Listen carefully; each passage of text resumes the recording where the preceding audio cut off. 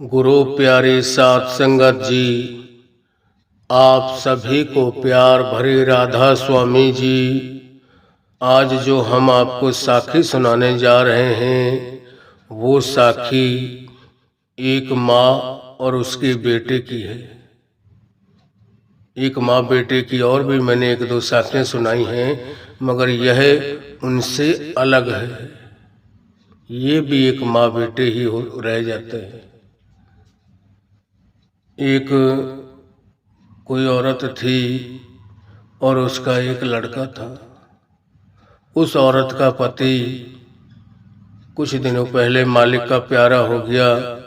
वो किसी हारी बीमारी के कारण उसकी मौत हो चुकी थी और वो औरत अभी 5-6 साल का ही उसका वो बच्चा था, मगर उसने कहा कि मैं इस बच्चे के सहारे से अपनी जिंदगी गुजार लूंगी।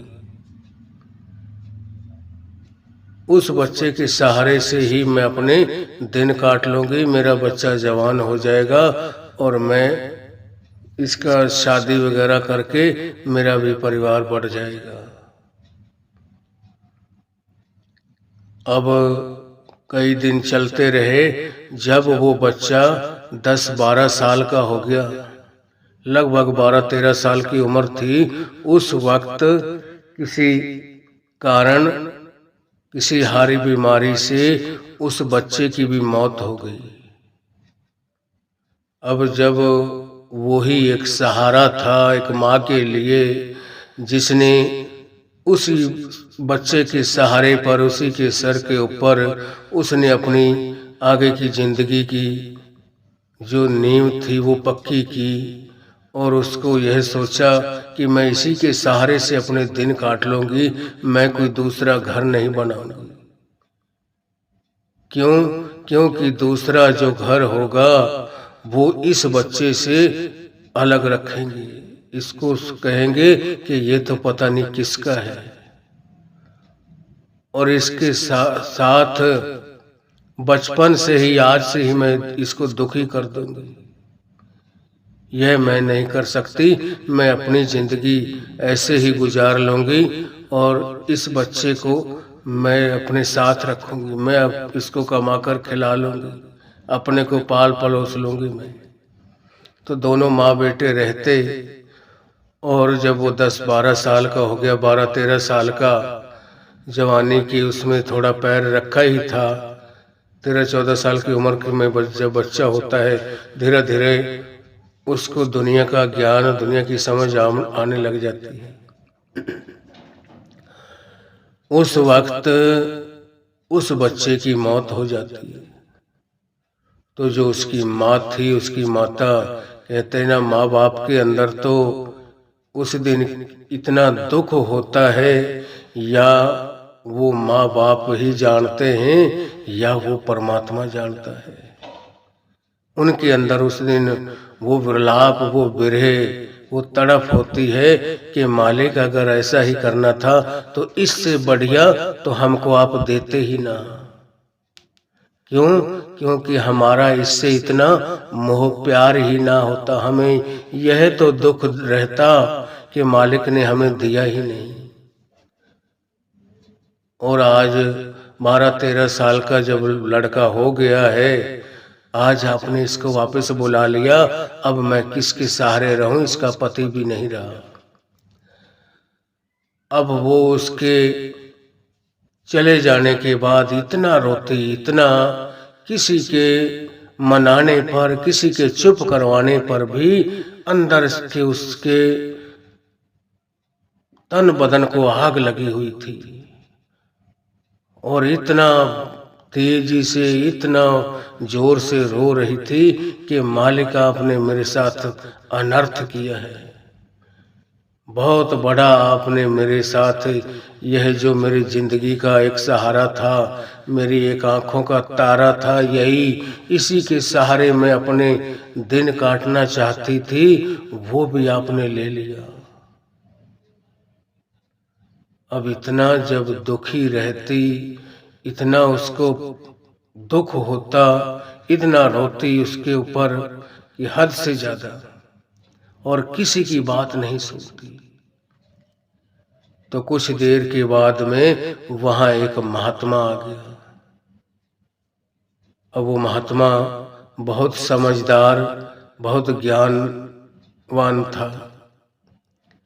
तो उस महात्मा ने उस माता से कहा, उस बहन से कहने लगे कि बेटा आप थोड़ा सा अपने आप को संभालें और मेरी बात को गौर से सुने।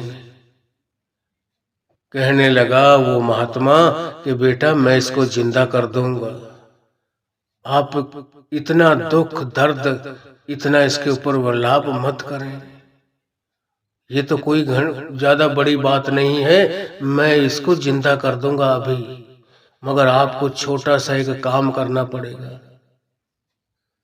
आप 1 मिनट के लिए चुप होकर मेरी आप गौर से बात सुने, तवज्जो देकर सुने। तो थोड़ा सा वो माता शांत हुई और उस महात्मा की बात सुनने लगी। जब सुनने लगी और उसने कहा कि बेटा इस आपके लड़के को मैं जिंदा कर दूंगा, मगर आपको एक काम करना पड़ेगा। वो भी काम ज्यादा बड़ा नहीं है और ज्यादा ऐसी चीज नहीं है कि जो आपको मिले ही ना, उसकी बहुत ज्यादा कीमत है। आप उसकी कीमत को देकर या किसी तरीके से वो उस चीज को आप ला ना पाओ। तो कहने लगी महात्मा जी बताएं आप, मेरे को क्या करना पड़ेगा जिससे यह मेरा लड़का जिंदा हो जाए। तो उस महात्मा ने उस औरत से, उस बहन से कहने लगे कि बेटा ऐसा करो, आप इस गांव में जाओ और किसी के घर से 1 मुट्ठी चावल की लेकर आओ, 1 मुट्ठी चावल लेकर आओ, मैं इसको जिंदा कर दूंगा, मगर एक शर्त है, 1 मुट्ठी चावल की आप उसके घर से लाना जिसके घर पर कभी किसी की मौत ना हुई हो। यही आप पूछ लेना कि आपके घर पे कभी किसी की मौत तो नहीं हुई, आपके घर से कभी किसी की अर्थी तो नहीं उठी है। यह बात जिसके घर पे कभी किसी की मौत ना हुई हो, उसके घर से आप 1 मुट्ठी चावल ले आना। अब उसने गांव में गई, वो उसके अंदर दुख, आंखों के अंदर आंसू भरे हुए, अंदर बिरहे से, मगर हिम्मत करके वो सारे गांव में गई। अब चावल तो 1 मुट्ठी क्या, लोगों ने कहा कि बहन हमारे घर पे चावल है, आप किलो 2 किलो 5-10 किलो भी अगर चाहिए तो आप ले जा सकते हैं। मगर जब वो अपनी शर्त बताती थी कि भाई चावल तो है आपके पास, मगर आप ये बताइए कि आपके घर पे किसी की कभी कोई मौत तो नहीं हुई, इस घर से किसी की अर्थी तो नहीं उठी। वहां उनकी जो जबान थी बंद हो जाती। कहते बहन ये तो हमारे घर पे हुआ है, हमारे दादा परदादा, हमारे चाचा ताऊ, हमारे अभी एक लड़का जिसको सांप ने डस लिया था वो मालिक का प्यारा हो गया। यहाँ तो 3-4 की इस घर से मौत हो चुकी है, 3-4 की अर्थियां उठ चुकी है। तो वो बहन कहने लगी नहीं भाई आपके घर से नहीं चाहिए, फिर उन चावलों को लेने का कोई फायदा नहीं, उनसे वो मेरा बच्चा ठीक नहीं होगा। आगे गई, इसी तरीके से पूछते पूछते पूछते उसने कोई भी घर में अपने गांव में कोई घर ऐसा नहीं छोड़ा जिसके घर पे वो ना गई हो। चावल मिल जाते, काफी मिल जाते उसको, मगर जो शर्त थी, शर्त उस महात्मा ने यह बताई कि बेटा चावल उसके घर से 1 मुट्ठी लाना जिसके घर से किसी की आज तक मौत ना हुई हो, कभी उनके घर से किसी की अर्थी ना उठी हो। अब चावल कहीं नहीं मिले तो कहने लगा कि बेटा ये ऐसा करो, ये पड़ोस के 1-2 गांव, इन गांवों में भी आप घूम कर आओ। जब उधर भी गई, खूब घूमी, कोई घर ऐसा नहीं मिला जिस घर पे कभी किसी की मौत ना हुई। वापस आ गई। किसी के घर से भी वो एक मुट्ठी चावल नहीं मिले कि जिसके घर पे कभी किसी की मौत ही ना हुई हो, किसी के घर से वो किसी की अर्थी ना उठी हो। वापस आ गई उस महात्मा के पास और वहां लड़के के ऊपर रोने लग गई, बड़ा दुख से, दर्द से, और महात्मा से कहने लगी, महात्मा ऐसा कोई घर नहीं है जिसमें किसी की मौत ना हुई हो। यही बात वो महात्मा उसको बताना चाहते थे,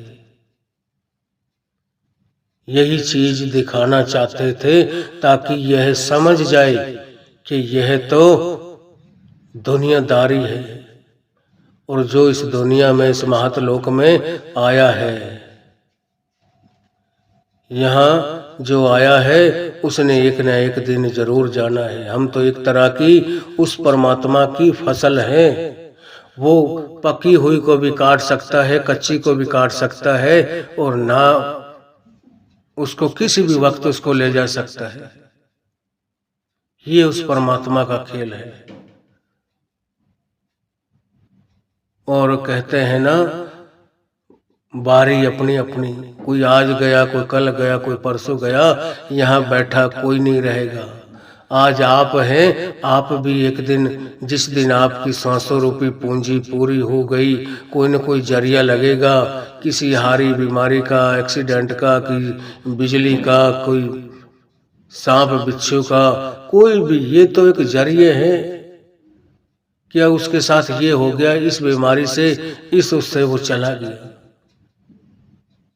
ले जाता तो वो आप है।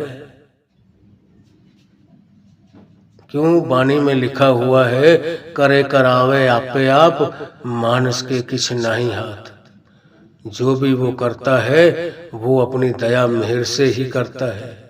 सारे खेल की, सारी सृष्टि की रचना उसने की है और उसने सारी एक फिल्म की तरह उसको रिलीज कर दिया है। जैसे जैसे हम रोल करते जाते हैं वो आते जाते हैं, कभी कोई मरता है, कभी कोई कहीं प्यार का, उनके खुशियों का दिन आते हैं, हम सारा परिवार मिलजुल कर रहते हैं, खुशियां मनाते हैं, और उन्हीं के घर पे कोई घटना हो जाती है, एक मिनट में वो दुख की घड़ी में तब्दील हो जाते हैं। ये मालिक के हाथ में है। एक पल भर में उनको दुनिया की खुशियां दिखाना चाहता है, देना चाहता है, मगर एक मिनट में वो पासा पलट जाता है, उस घर को मातम में बदल देता है। अब इधर देखे हमने जो राम को,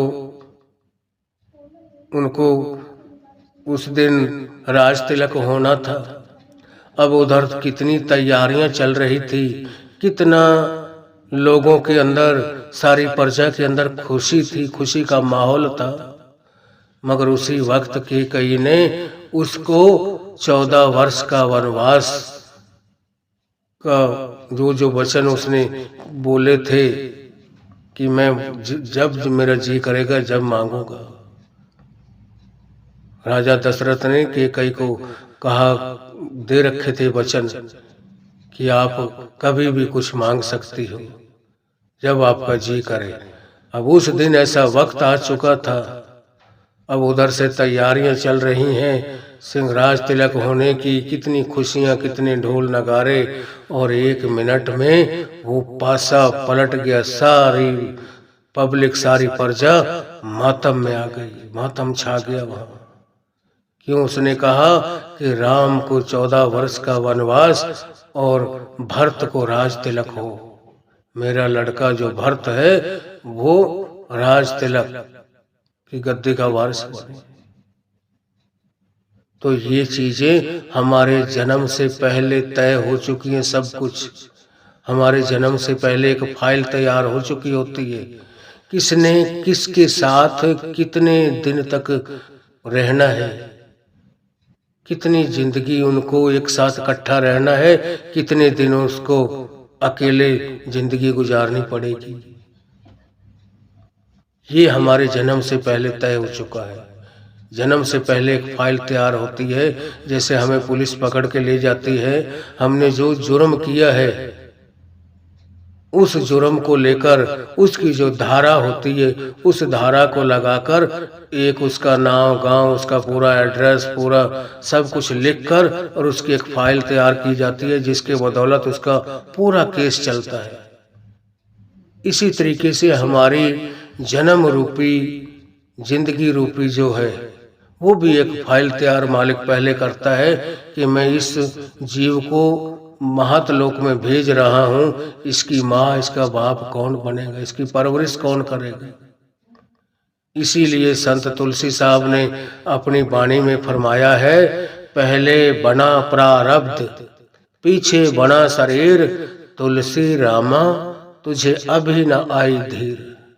कि भाई मालिक ने तेरे खाने पीने का सारी जिंदगी की एक फाइल तैयार की हुई है, ना उससे ज्यादा मिलेगा ना उससे कम मिलेगा। तेरे जन्म से पहले सब कुछ तय हो चुका है।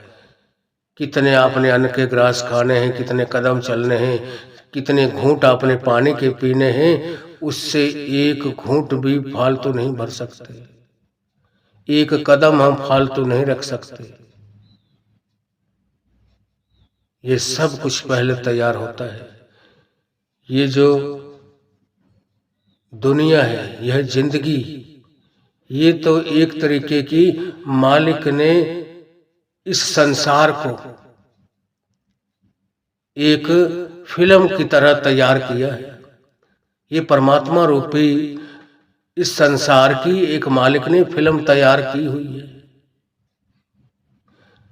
और ये हमें रोल जैसे मिले हुए हैं। कोई राजा का करता है, कोई विलन का करता है, कोई औरत का फर्ज को निभाती है, कोई पति के फर्ज को निभाता है, कोई बेटी बनकर आ गई, वो बेटी के अदा करती है, अपने रोल को बेटी का रोल अदा करती है। कोई बेटे को बनकर आया, उसी के घर पे जन्म लेता है, वो उसके घर में बेटे का रोल अदा करता है। मगर हमको ये फिल्म वालों की तरह एक रोल दिए हुए हैं। हम तो एक कठपुतली हैं। हमें चलाने वाला, हमें नचाने वाला वो तो कहीं पीछे बैठा है। जैसे किसी ने कठपुतली का खेल देखा हो, कठपुतलियां सामने तखत पर नाच रही होती हैं, मगर उनको नचाने वाला, जिस उन कठपुतलियों की जिसके नचाने की जो तार है, वो उस पर्दे के पीछे खड़ा होता है, और वो पर्दे के पीछे खड़ा उनको जैसे नचाता है, वो उस तरीके से नाचती हैं। अपनी मन मर्जी से कुछ नहीं करती। इसी तरीके से हम भी उस परमात्मा की कठपुतलियां हैं। हमें वो जैसे चलाता है, जैसे नचाता है, जहां ले जाता है हम उधर ही चले जाते हैं।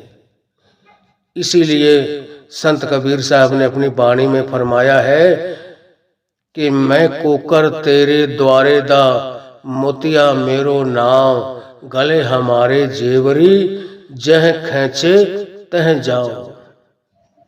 कबीर साहब अपनी वाणी में फरमा रहे हैं कि हे परमात्मा, ए कुल मालिक, मैं तो तेरे द्वार का कुत्ता हूँ, मैं कोकर तेरे द्वारे दा, मोतिया मेरो नाम, कि मेरा नाम मोती है। गले हमारे जेवरी, जह खैचे तह जाओ, कि आप जिधर खींचते हो, हमारे गले में आपने रस्सी डालकर हमको खुला छोड़ दिया है।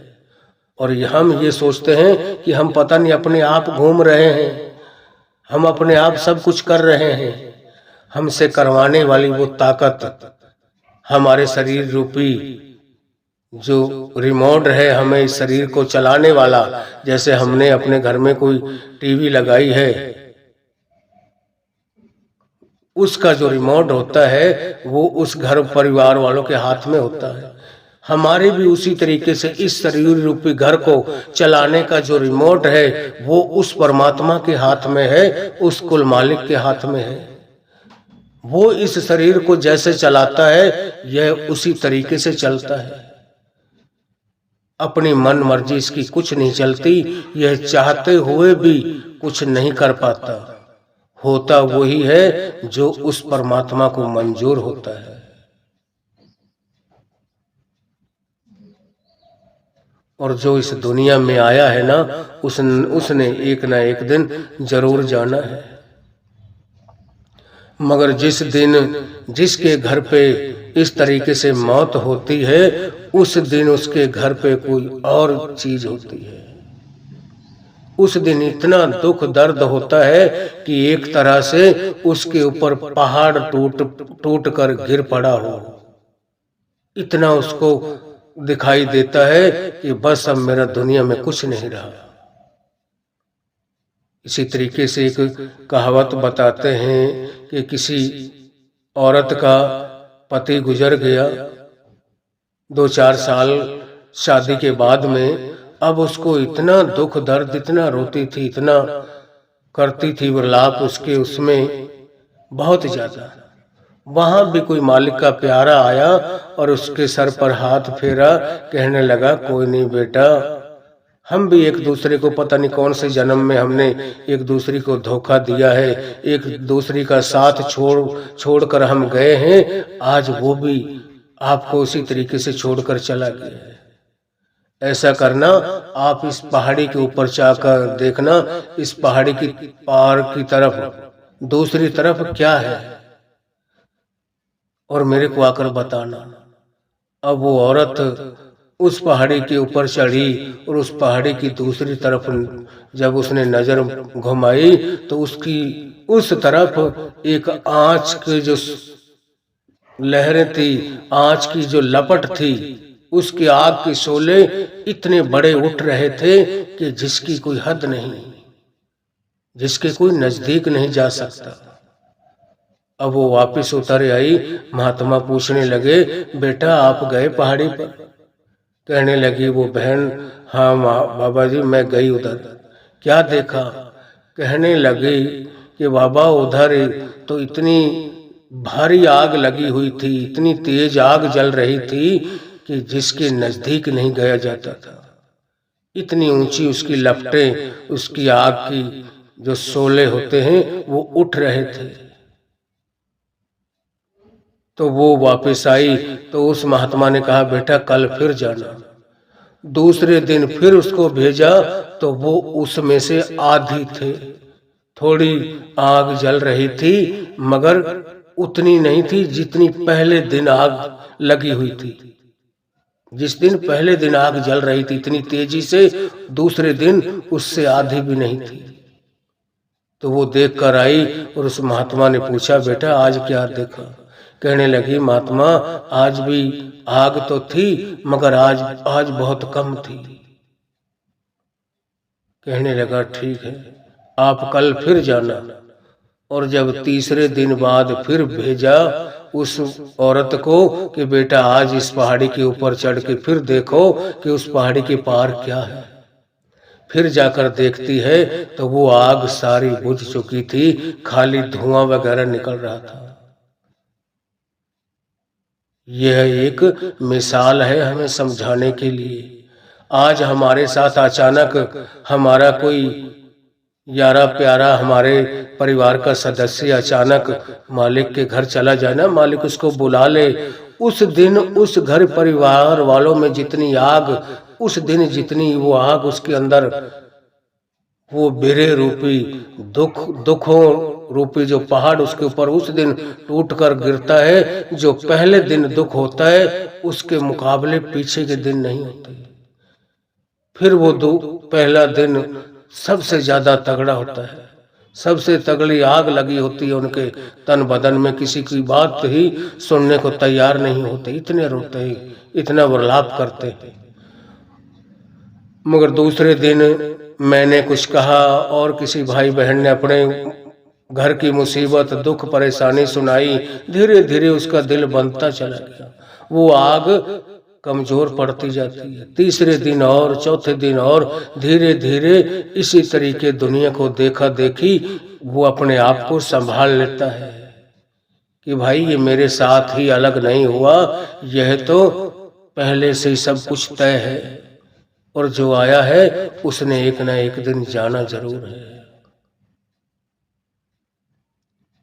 मगर हमें क्या करना है और हम कर क्या रहे हैं?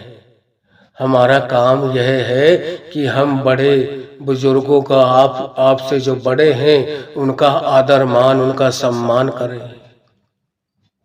हम अपनी एक ऐसी छाप छोड़कर जाएं कि हम रहें या ना रहें, मगर हमारी बातें, हमारे वो प्रवचन दुनिया के कानों में गूंजते रहें, दुनिया सदा सदा के लिए हमें याद रखे।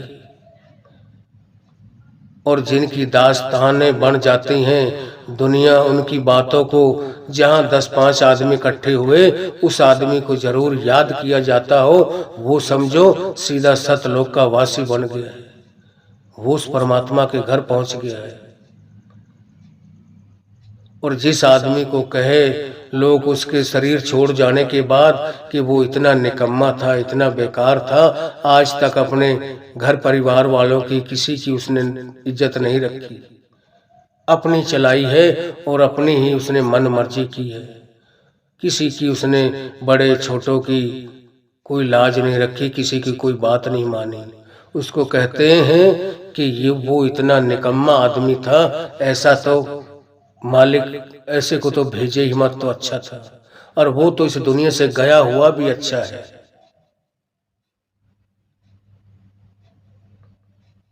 आज लोग उनको शहीदी का दर्जा देते हैं, वो होते हैं अमर शहीद। अमर शहीद बोला जाता है जो बेचारे फौज की सेवा में होते हैं और हमारे देश के बॉर्डरों पर खड़े होते, जहां हमारे बॉर्डर की सीम होती है वहां खड़े होते हैं, और अचानक से उनको थोड़ा ध्यान इधर उधर हुआ। जम्मू कश्मीर में हम देखते हैं कितने की बेचारों की मौत होती है, मगर वो अपने देश के झंडे को झुका हुआ नहीं देखना चाहते। अपनी आन, अपनी शान बान के लिए वो जिंदगी जीते हैं, अपने झंडे को झुकने नहीं देते, वो अपने प्राण त्याग देते हैं। उनकी बदौलत हम आज अपनी नींद सो रहे हैं, नहीं हमें यहाँ तक भी हमारे साथ बहुत दुर्गति की जाती। उनको अमर शहीद क्यों कहते हैं? उनको कोई अपने नहीं कि उनका कोई घर का झगड़े के लिए वो मारे जाते हैं, वो अपने देश के लिए, अपने शान शौकत के लिए, कि हमारे देश के ऊपर कोई आंख उठा कर ना देखे, कोई दुश्मन हमारे देश में ना घुसे, वो काम वो होने नहीं देते। वो सूरमा, वो बहादुर वाला काम करते हैं। अगर वहां वो शहीद हो जाते हैं तो उनको अमर कहते हैं, वो अमर है। क्यों? क्योंकि उनका नाम अमर रहता है हमेशा, कि फला देश का, फले गांव का एक लड़का था, हमारे देश की रक्षा के लिए उसने अपने प्राणों की आहुति दे दी, मगर वो पीछे नहीं हटा। उसने यह नहीं सोचा कि तूने क्या लेना देना है, तू तो अपने घर पे चल, हमसे तो अपने घर की रखवाली ही नहीं हो रही। वो तो बेचारे सारे देश की रखवाली करते हैं, सबको मिला जुला कर रखते हैं, और दूसरे देशवासियों को, किसी को अपने देश में घुसने नहीं देते। ये भी एक समर्पण है, ये छोटी बात नहीं है। अपने बाल बच्चों को त्याग कर उनसे दूर रहना, अरे उनके अंदर भी तो हमारे जैसा ही दिल आत्मा है, वो भी अपने माँ बाप के साथ, घर वाली बाल बच्चों के साथ रहना चाहते हैं, उनका भी तो दिल हमारे जैसा ही है, मगर वो धन है वो ऐसे फौजी जीव जो हमारे देश के लिए अपनी कुर्बानी दे के चले जाते हैं। उनकी कोई वहां कोई इज्जत की लड़ाई नहीं होती, या उनके घर पे कोई ऐसी घटना नहीं घटी जाती कि जैसे लोग तो दो तरीके से मारे जाते हैं, एक जमीन पर और एक इज्जत पर। उनकी वहां क्या होती है? उनके बाप दादा की जो प्रॉपर्टी मिली होती है वो तो यहीं छोड़ के चले जाते हैं। वो प्रॉपर्टी तो हमारे सारे देश की, पूरे हिंदुस्तान की होती है, जिसके पीछे वो कहां से कहां आकर उनको बचाने के लिए 1 इंच बढ़ने नहीं देते, वहां अपने अपने प्राणों की आहुति दे देते हैं और वो तिरंगे में लिपट कर अपने घर चले जाते हैं। क्या गुजरती होगी उनके माँ बाप के दिल के अंदर। वो अमर हैं, वो शहीद हैं, उनको शहीदी का दर्जा दिया जाता है कि वो देश की इज्जत के लिए, देश की नाक के लिए उन्होंने अपनी शहीदी दी है। अपने प्राणों को नौछावर कर दिया अपने देश के लिए, अपने देश की शान शौकत के लिए। हमें भी चाहिए कि हम अपने क्या कर रहे हैं। हम कम से कम वहां नहीं जा पा रहे तो हम अपने अड़ोस पड़ोस तो ऐसा व्यवहार, ऐसा वातावरण बनाएं कि लोग हमारे जाने के बाद भी हमारी चर्चा करें कि फला आदमी था, बेचारे की बोली के अंदर कितना मिठास था, कितना प्रेम प्यार भरे उनके शब्द थे, जो उनके जाने के बाद भी उन लोगों के कान में गूंजते रहे। उसको वो याद करते रहे कि भाई कितना अच्छा आदमी था, कितना नेक इंसान था। वो इंसान सदा जिंदा रहता है जिसकी दुनिया सराहना करती है, जिसको लोग सदा सदा जुगों जुगों तक याद कर रही है। आज कितने सिख इतिहास में हम देखें, कितने छोटे छोटे बच्चों ने बलिदान दिया, कुर्बानी दी हिंद धर्म को बचाने के लिए। अगर वो ना होते तो आज हम हिंदू ही ना कहलाते।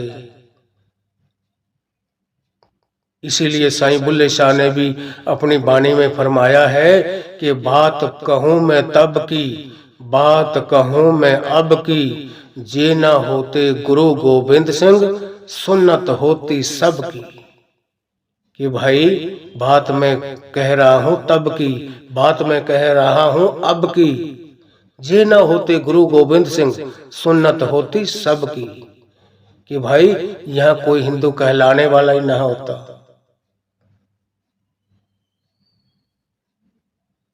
कितनी बड़ी कुर्बानी है। कितने कितने, एक 7 साल की उम्र का था, एक 9 साल की उम्र का था, बचपना था, मगर अपने देश की, अपनी इज्जत के लिए, अपनी शान शौकत के लिए वो अपने प्राणों की बलि देकर चले गए अपने देश के ऊपर कि हमारे हिंद धर्म का जो सर है वो नीचा नहीं होना चाहिए, वो हमेशा उनकी गर्दन ऊंची रहे।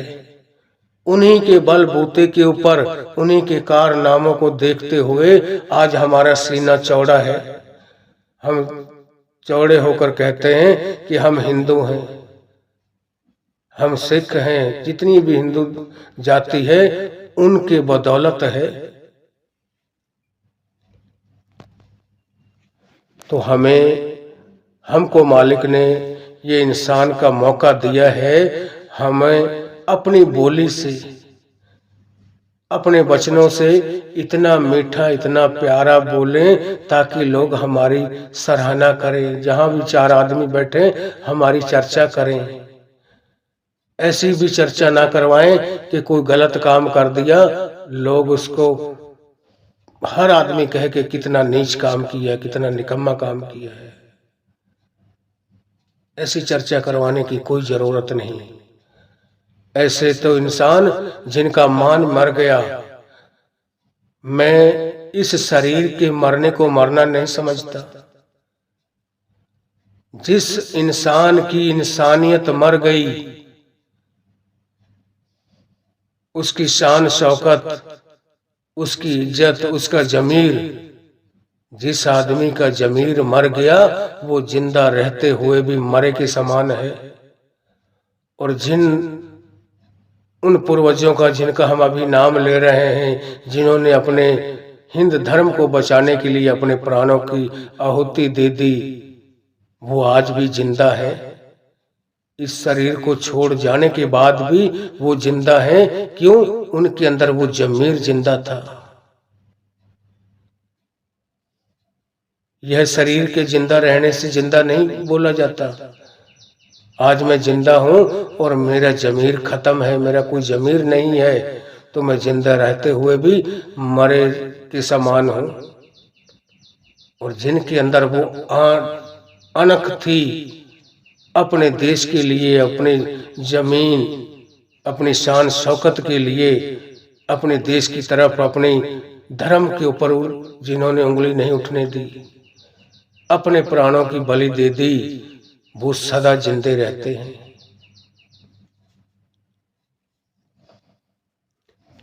और जो बोलों के जख्म होते हैं ना, जो हम बोलते हैं किसी से, वो हमारे इतने प्रेम भरे होने चाहिए। क्यों? बोलों का जो जख्म बनता है, किसी को हमने ऐसा कड़वा बोल दिया, उसका दिल दुख गया, अंदर से उसकी आत्मा दुख उठी और वो उसको दुश्मन की नजर से देखने लगा। वो जख्म जो दिए हुए बोली के, वो कभी मिलते नहीं। इसीलिए हमारे पंजाबी में कहते हैं, बोला दे फट नहीं मिलते, फट मिल जाते तलवारां दे। कि जो बोल कबूल किए होते हैं, उनके फट, उनके जो जख्म बनाए हुए होते हैं लोगों के अंदर, वो कभी जख्म भरते नहीं। जख्म भर जाते हैं तलवारों के, कि जो तलवारों से कट जाते हैं वो भी भर जाते हैं प्रेम प्यार अगर उनके अंदर हो तो। और इसी जबान से हम वही कड़वे वचन बोलते हैं, अपशब्द बोलते हैं, और इसी जबान से हम मीठा शब्द भी निकाल सकते हैं। प्रेम प्यार से हर एक आदमी का मान इज्जत करें, प्रेम प्यार का व्यवहार करें, तो लोग हमारी सराहना करने लग जाएंगे। मगर एक बोली है जो हमें कहीं का कहीं पहुंचा सकती है। आज हम देखें, द्रौपदी ने एक बात कही थी कौरवों से, जिससे सारे कौरवों का सबका सर्वनाश हो गया, सारा कुल का कुल खत्म हो गया। ये जीव जो है ना, ये मैन हमारी जड़ है, हमारे दिलों को फाड़ने वाली, हमें खत्म करने वाली। और इस हमारी जीव के 32 भाई हैं। इन 32 भाइयों की यह एक बहन है। इसके भाइयों ने इसको कवच में रखा हुआ है, पिंजरे में रखा हुआ है, कि यह कभी कोई ऐसा लफ्ज ना बोल दे। मगर 25 भाइयों की पहरेदारी में से कोई ना कोई ऐसा वचन बोल देगी किसी को, इतना जहर कि सारे देश में आग लगा देगी, ऐसी बोली बोलेगी। और वहां मार पिटाई होती है, लड़ाई झगड़े होते हैं, लोग खत्म हो जाते हैं। मगर जीव के ऊपर आज तक किसी का डंडा नहीं लगा। जो लड़ाई, जो फसाद, जहां जो जड़ है, कहते हैं ना, चोर को मत पकड़ो, चोर की मां को पकड़ो। जड़ को पकड़ो, अब डालियों को मत पकड़ो। अब जड़ तक कौन पहुंचता है? ये दुनिया का विनाश तो इस जीव ने करवाया। मगर जीव कितने अंदर, उसने तो एक लफ्ज बोलकर अपने आप को छिपा लिया, वो पिंजरे में कैद कर लिया। मगर वो जो बोली है, उस बोली ने सर्वनाश कर दिया। तो हमें कहते हैं ना, पहले तोलो पीछे बोलो, सच बोलो पूरा तोलो, और कहीं डोलो, उसको कोई दिक्कत परेशानी नहीं है, उसकी तरफ कोई उंगली करने वाला नहीं है। तो इस साखी को मैं आगे ज्यादा ना ले जाता हुआ यहीं विराम देता हूं। और अगर आप हमारे राधा स्वामी साखियां चैनल पर नए हैं, रूहानी साखियां चैनल पर नए हैं, तो हमारे चैनल को लाइक व सब्सक्राइब जरूर करें, जबकि आपको यह साखी सुनकर पसंद आए। और कमेंट में राधा स्वामी लिखें, और यह भी लिखें कि हम कहाँ से सुन रहे हैं, कौन से एरिया से सुन रहे हैं, क्या बात आपको अच्छी लगी, क्या हमारी कोई कमी थी हमारे बोलने में, हमने कोई किसी को कोई ऐसा वचन बोल दिया हो जिससे किसी का दिल दुख गया हो, किसी के दिल को ठेस पहुंची हो, मैं उसके लिए भी आप सबसे माफ़ी चाहता हूं और आप उसके बारे में लिखना कि यह बात आपने गलत कही है, गलत बोली है। राधा